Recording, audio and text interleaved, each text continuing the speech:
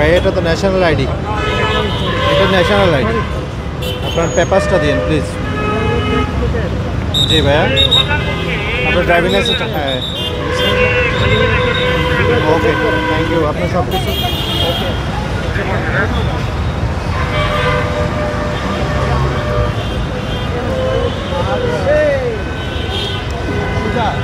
চেনটা খুলতে বলো, একটু চেনটা খুলতে বলো, ব্যাগের চেনটা খুলতে বলো, আমরা ব্যাগটা একটু চেক করে দিই। চেক করুন, সমস্যা নেই। ড্রাইভিং লাইসেন্স ওকে, এখানে একটা পেপার। হ্যাঁ আমি চিনতে পারছি। Okay thank you. এটা রেখে দেন, এগুলো রেখে দেন। দেখাচ্ছি ব্যাগটা চেনটা চেক করবে, টোটালটা দেখবো।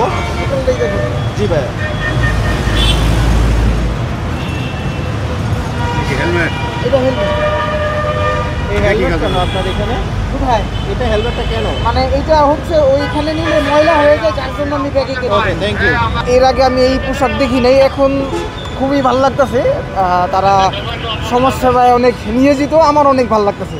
ধন্যবাদ। আপনার কি কি চেক করেছে এখানে? শুধু আমার কাগজপত্র চেক করা হয়েছে। আচ্ছা, আপনার কি মনে হয়েছে যে এরা পুলিশ না অন্য কেউ? কেন মনে হবে না ভাই? অবশ্যই মনে হবে, অবশ্যই মনে হবে।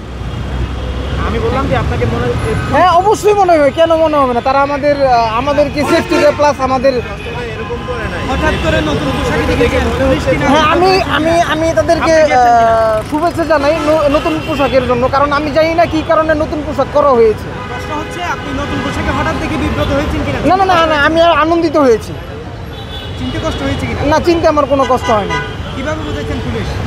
কারণ এটা সবসময় দেখা যায়, কারণ তাদের এখানে বেজ আছে, নাম্বার প্লেট আছে। ড্রেসটা তো আজকেই নতুন, আজকেই পড়লো। না না, আজকে নতুন হয়েছে, কি হয়েছে দেখেই বোঝা যাচ্ছে যে এখানে বেজ আছে।